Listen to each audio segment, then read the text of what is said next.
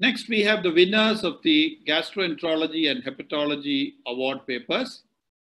The Gastroenterology Award this year was won by Dr. Amrit Gopan from SGPGI Lucknow. And the Hepatology paper which won the award was by Dr. Jayendra, again of Sanjay Gandhi Postgraduate Institute, Lucknow. Please listen to these award-winning papers by our young researchers. Good morning, everyone.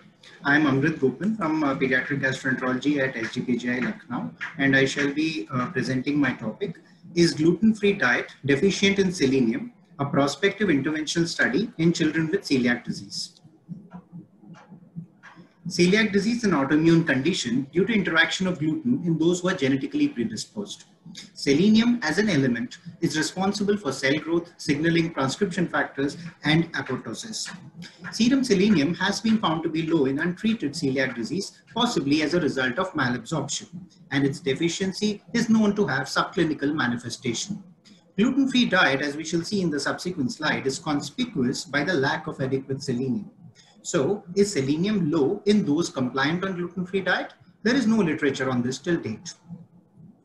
So if we look at the National Institute of Nutrition data on food composition, we can see that wheat flour and barley are 18 to 50 times more in selenium than rice and maize, which is consumed predominantly in celiac patients.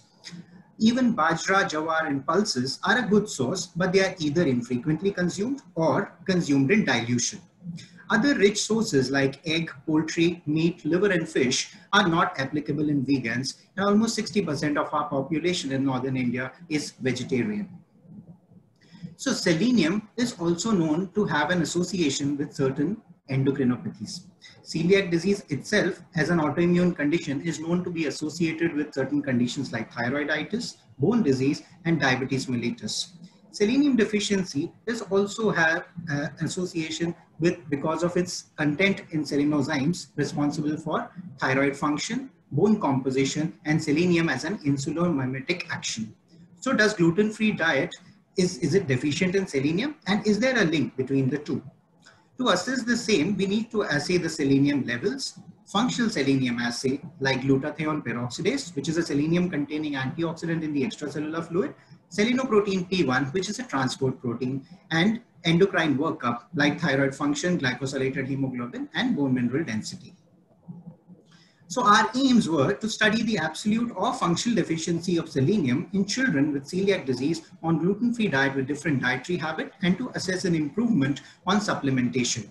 Our secondary objective was to look at the predisposition in endocrinopathies in those with selenium deficiency.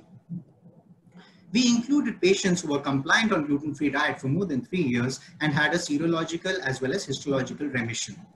This was a pilot project with 50 celiac disease patients to be screened.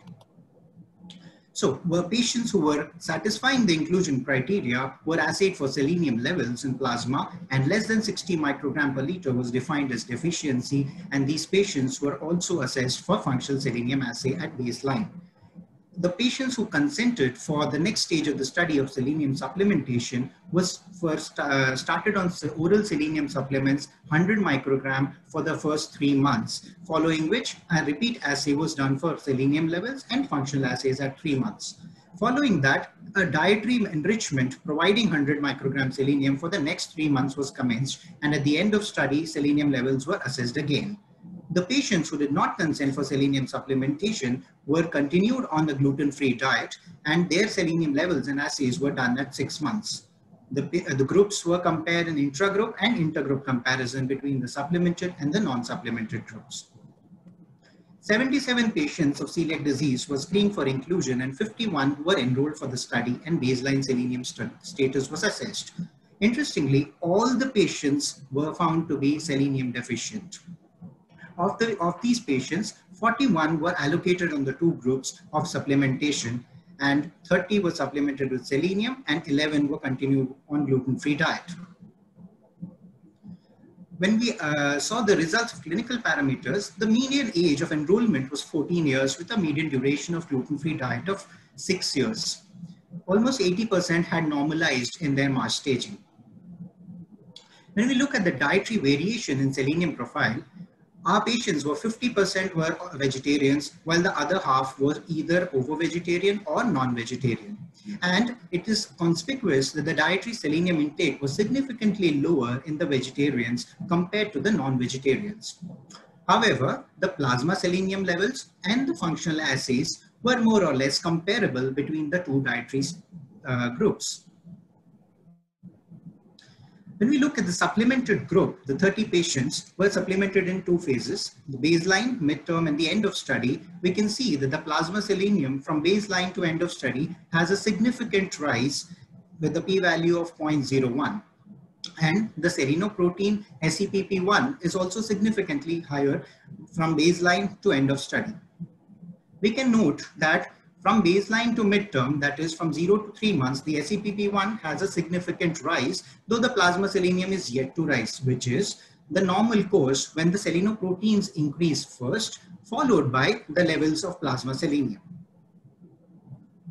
Comparing the two groups, that is the supplemented and the non-supplemented group, we can see that from baseline to 6 months, the delta selenium, that is the change in the plasma selenium levels, is positive, and it's much higher in the supplemented group compared to the ones who are not supplemented. A similar change is seen in the plasma protein, that is selenoprotein P1, which is functional selenium, with a rise. The glutathione peroxidase is almost similar in the two groups. There is a significant rise in the weight of the patients who are supplemented with selenium compared to the ones who are not supplemented. When we look at the proportion of the cohort which is detected with endocrine issues, we can see that almost 40% of our patients had a newly detected thyroid abnormality in the form of either an elevated TSH or an elevated TPO antibody. Almost 8% of our patients had an abnormal glycosylated hemoglobin, and 28% of our patients had a DEXA scan abnormality in the lumbar spine. When we look at the patients and compare them between the thyroid hypofunction and the ones who had a normal status, and also a combination of an abnormal thyroid status and a glycosylated hemoglobin with the patients who have no endocrine issue, there was no significant difference in the two groups, either in the plasma selenium or selenoprotein P1 or the glutathione peroxidase. So we conclude that the selenium intake is skewed with significantly higher intake in the ovo-vegetarians or non-vegetarians, and selenium deficiency does exist in celiac disease patients even on a compliant gluten-free diet.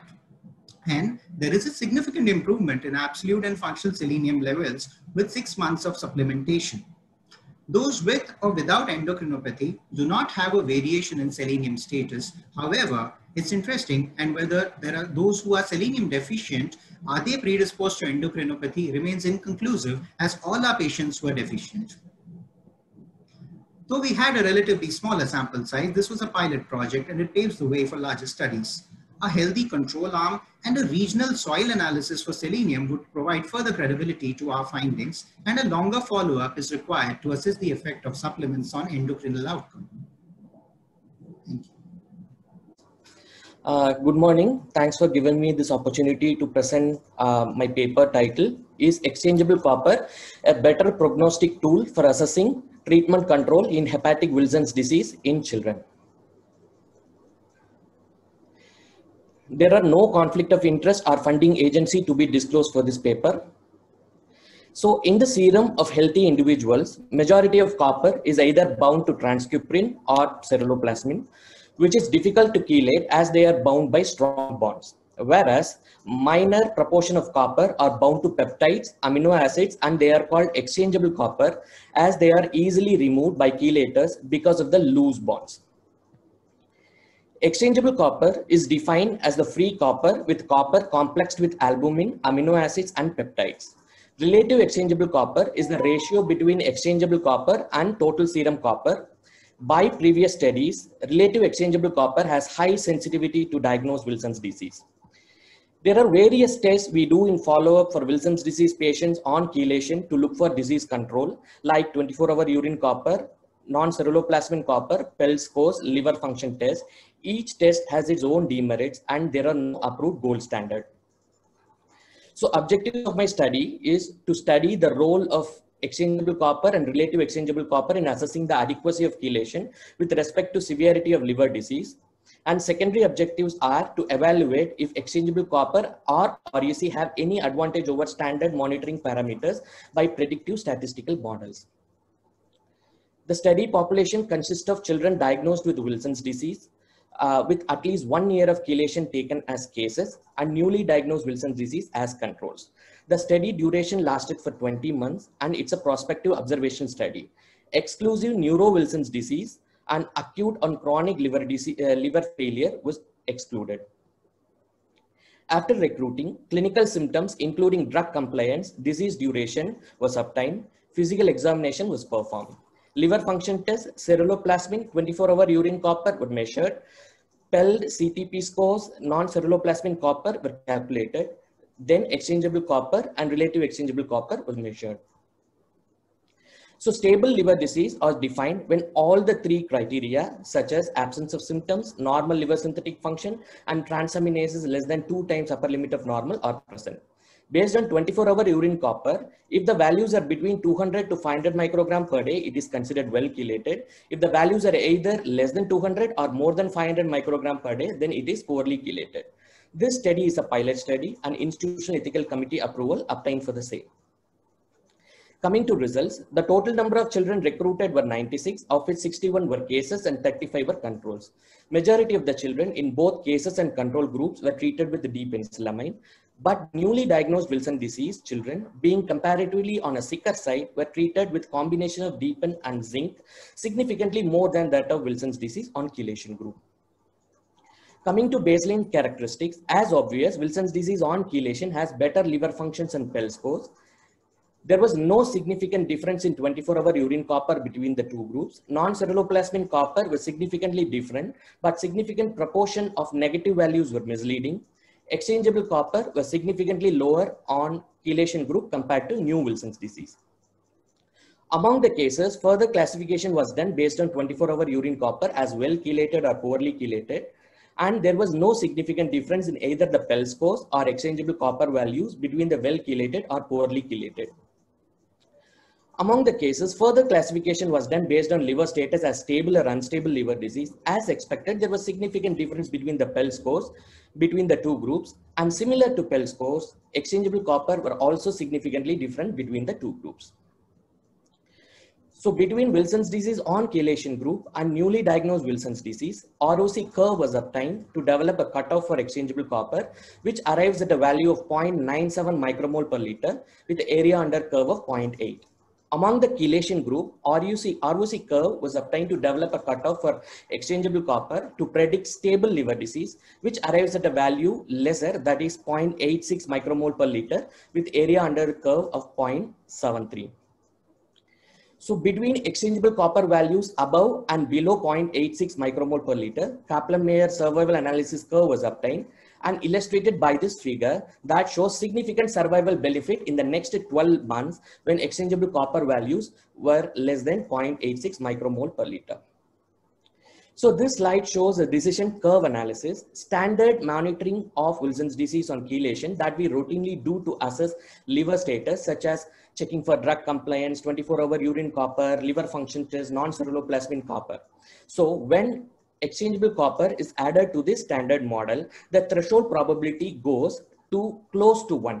That is, adding exchangeable copper to standard monitoring tool has 23% extra advantage in predicting stable liver disease. This decision curve showed excellent Breyer score and area under the curve to support our statement. So to conclude, adequacy of chelation may be fallacious with existing monitoring parameters. Exchangeable copper is a new modality explored. It is an effective monitoring tool to assess chelation with respect to liver disease severity. New chelators require exchangeable copper levels to reduce less than 0.97 micromole per liter for 1 year and thereafter achieve liver stability if the values are less than 0.86 micromole per liter. So limitations of the study are exchangeable copper values are not followed up and there was no objective way of assessing drug compliance handled in this study.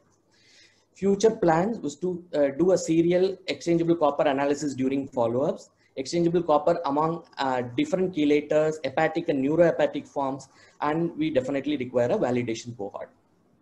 Thank you.